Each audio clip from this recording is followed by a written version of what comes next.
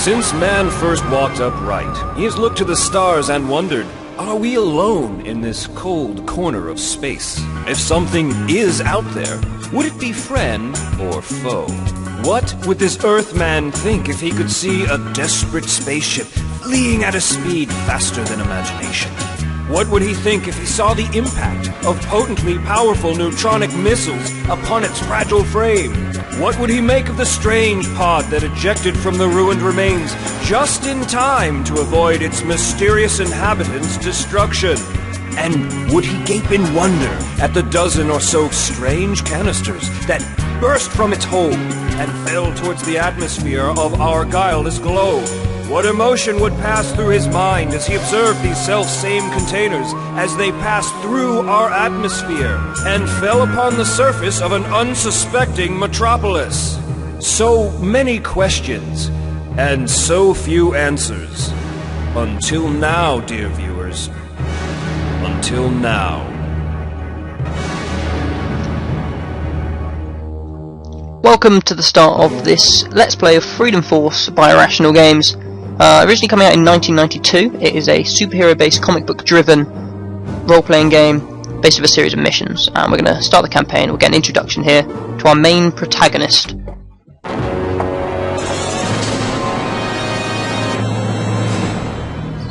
An old man sits on a park bench, thinking of a time shrouded in the past.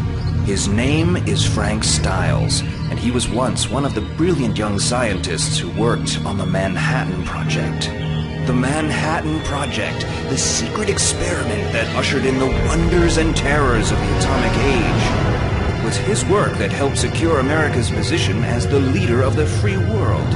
But Frank's memories are tinged with bitterness. He was thrown off the project when he accused one of his fellow scientists of being a communist spy. And now he sits in this park, every day feeling a little older and a little more useless. Just a minute. I recognize that man. It's O'Connor from the Manhattan Project. They never did believe me he was working for the Reds. But who's that suspicious fellow he's talking to? It looks like they're making some kind of secret exchange. I better move in closer for a better listen. Have you got the documents? Do you have my money? By Lenin's ghost. Is that all you Americans think about? The almighty dollar? Damn, I've been discovered. Idiot! You've been followed. Up to your old tricks, O'Connor? Do you know this capitalist fool? This is an itch I've been waiting to scratch for 20 years. We must flee before we are discovered. Come on! Bullet entered my heart, fading fast. Wait, statue of the Minuteman, glowing, as if it were calling out to me. Power surging into me. I am growing younger. Body bursting with strength. Feel like I could lift 1,000 pounds. That statue must have been hit with some fantastic kind of energy. But it's fading. It must have completely transferred it into my body. I don't know what will come from all of this, but I must use these new powers to help my country fight her enemies within and without. Those Reds might have killed Frank Styles, but they're about to meet a Minuteman.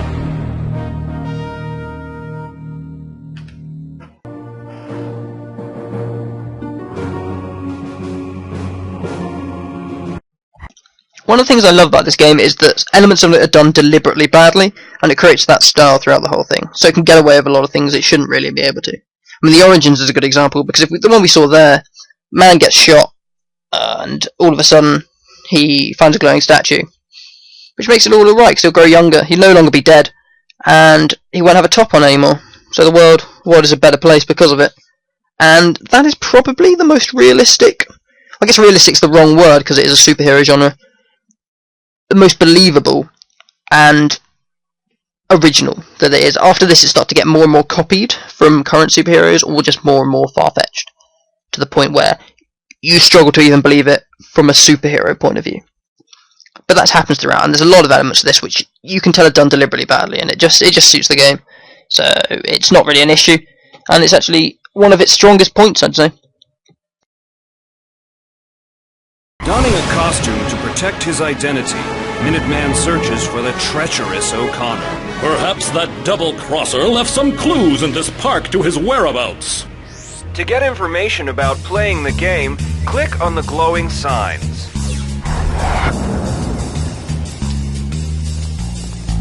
Objects and people who you can So this is basically the tutorial like at the start of the level, like most obviously would have. But it gives you the chance to skip off on the red, but we're going to go around the park so I can introduce a few things and also so we can just kill these guys and pick up some more prestige because of it. Prestige being the basic currency, it's the equivalent of money here, and used it to recruit more superheroes. So if we right click, we can look at the moves. We've got Smash, which is a standard one, which is damage, a bit of stun, no knockback. Strike Freedom, which can knock back people and hits in an arc, and National Guard, which is like a shield that protects you from incoming projectiles, has a chance to redirect them back. So if we go for Strike for the Freedom, you see, knocks them back a bit, and then you'll continue to use that until you give him a new command. There's panic there, which means he's basically going to run. He'll run usually until they find a wall, or it runs out, and a wall apparently calms them down. So this game, very much from 1992. And therefore the way in which it allows you to interact with like the scenario and everything was sort of amazing for its time. No more! I'll squeal! Lamppost obviously the weapon of choice, but I'm not allowed to interrogate this guy with the lamppost in my hand, which seems ridiculous, because generally if I was going to be interrogated, a guy that can carry a lamppost and was asking me questions is more likely to get answers from me than a guy without the lamppost.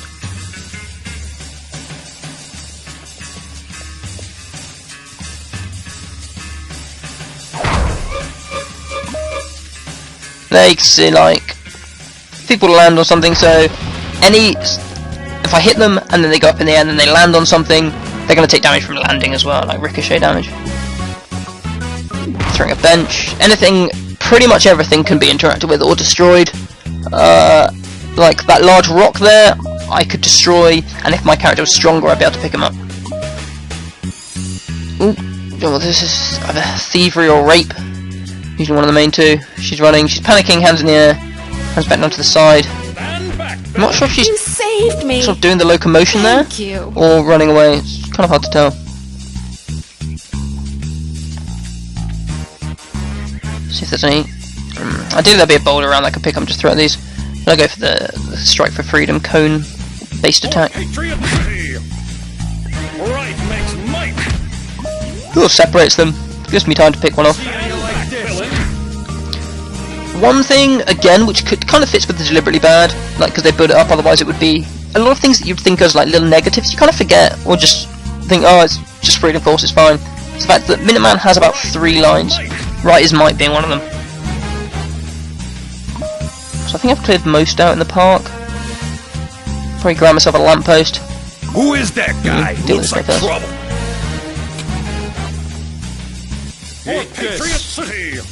Yeah, see, one issue is they're very good at dodging, which makes you not seem very super as a superhero.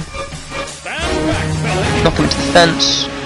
So yeah, most of it's destructible, so instead of finding a way around, the best way is just to smash your way through. So the bigger object, the more damage it does. The car here being probably the most. And there's the amazing physics that, of course, if I can lift a taxi and I can get good momentum behind it, that it's probably just going to bounce off some guy's head. It's really going to change its direction. I don't have much experience of real-life taxi throwing, but I imagine that's not the most common. He'll know where O'Connor is. Anything in these alleys? No. Taxi on its side. The taxi's going to stop there. Also, if the taxi is slightly moving, or a car, and you walk into it, you don't take much damage, but it knocks you over. Like, I can lift it up, but if I touch it while it's even going at the slowest speed, hand over the greenbacks. That's the end of me. Leave me alone. So I've got a secondary objective here, which is to rescue this victim from the muggers. What I did was actually knock the muggers into her, and then knock a fire escape on top of her. She seems fine with that, so okay. Thank you. I saved her barely. She's got 3 HP. So she was going to get mugged, but instead she got beaten to within an inch of her life. But she seems happy with that, so, you know, I'm serving the people, doing my job as Minuteman. So there we've got Heroic Revival and Heroic Remedy. They're the two. You see the medal on my little portrait? That can be used once in this level. Heroic Revival gives me my health back, and Heroic Remedy will return my energy, which is a purple bar, which I use for Strike for Freedom and the National Guard. Grabbing a chimney. So yeah, see, the purple bar on the right's gone down a bit now. So hopefully I should deflect any bullets coming at me. Yeah, I see it deflected.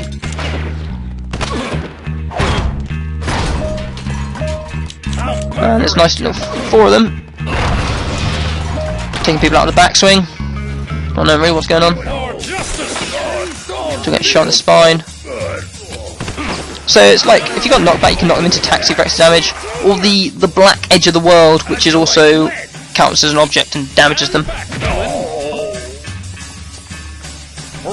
That well-known, painful thing to be hit against, the black edge of the world. So I'm going to grab this HP canister now I'm down to half health.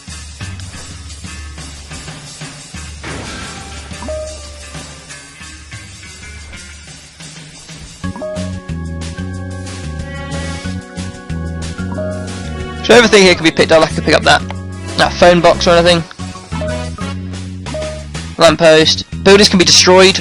I can attack. They have a health bar or stuff being thrown at them. But I do get a penalty. I'll lose prestige at the end of the mission for that. That there is what do we look for on everyone is a glowing green one, because that isn't health. That gives me more experience. Don't feel so good.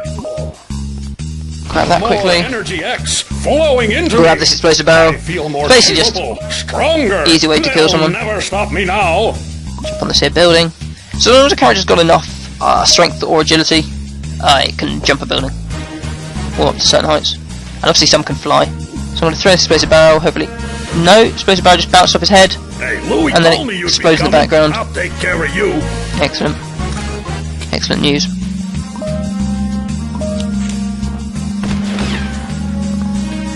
The crack shot that is that man on top of the building. Alright, I'll spill the beans. So I can't interview him yet, or interrogate him, until I've cleared all the enemies out of the area. So I have to do that first. This here table. Which again, the man really just brushes aside, taking minimal damage.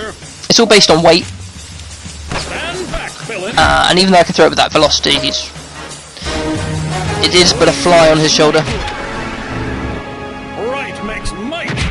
I stunned. So we just got this guy to finish off, and then we can get on with interrogating this man.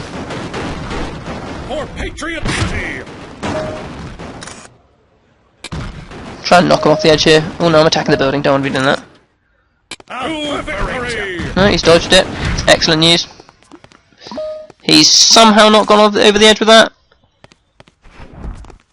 This man defies gravity, which is could present a bit of a challenge. Unfortunately, it didn't.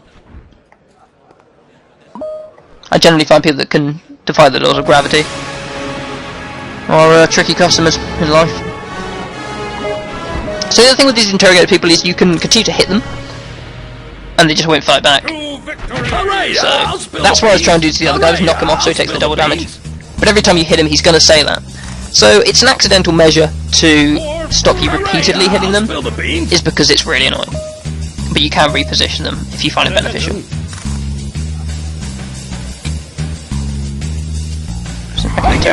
The boss just told me to keep you busy. See, here I could have positioned him next to this guy. But I bet he can't survive an exploding building. Now, personally, in my experience of surviving exploding buildings, the easiest thing to do is just not be in or around the building, like that. That's a bit of advice for everyone out there.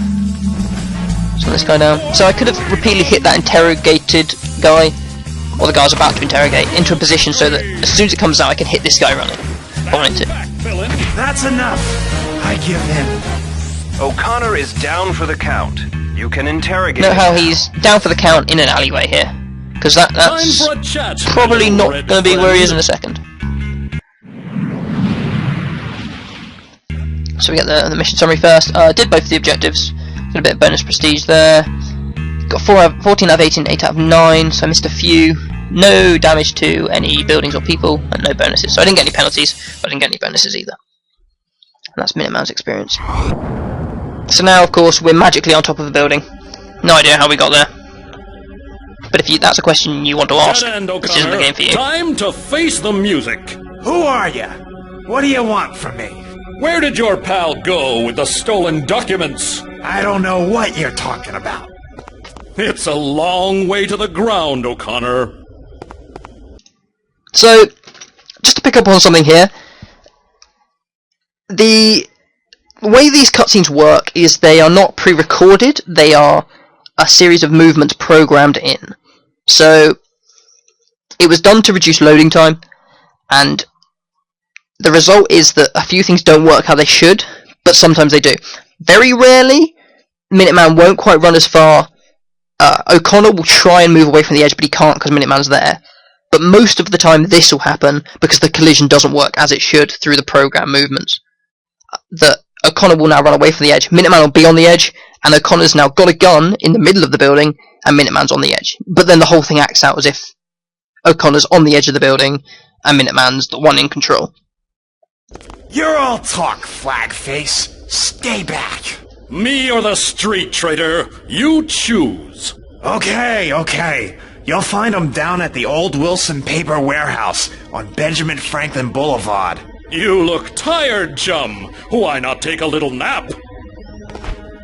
That was for Frank Styles. Flush That's with about his as good as the first jokes victory, come as well. Minuteman heads downtown, unaware that he is watched all the while. He is coarse and untrained, but perhaps there is potential there. But potential for what? What mysterious plans are afoot for our hero? And who is this new mysterious figure on the scene? These are questions that time alone can answer. This is your chance to train Minuteman. Here you can train characters. After each level, if they've leveled up, they get Character points CP. can be spent to buy new attributes or powers. Which you can use to Click the power power tab and buy Minute Missile. You'll need to level up Eternal Vigilance first. So there we've got strength, speed, agility, endurance, and energy. Strength being, obviously, damage you do and whether you can pick stuff up. Speed, how quickly you move. Agility is how easily you dodge things. And then endurance is health, and energy is your energy supply. So in order to get the next skill in the order, you need to have level 3 or above on the one before it. So I need Minute Missile, and I'm also going to level that up to 3 because it seems key. And those are the other skills I can get there. None of them are particularly impressive on a Minuteman, but he's kind of your basic guy. That's why his stats are pretty average on everything, but also reasonable. And then his skills are just pretty average as well. Now visit the database in order to get... Here you can examine enemies for strengths and weaknesses. So I can see, obviously, his stats, the powers, and the info. The info is probably the more, you can see his background story, which adds to the story, which is a key part of this. Now you can see any weaknesses and stuff they have. By clicking on the mission briefing button. Don't forget to save the game first. So now we've done the mission 1. We've got Minuteman. He's only here at the moment. Hopefully we'll pick up a few more soon. We've trained him up, and we're gonna crack on with mission 2 shortly.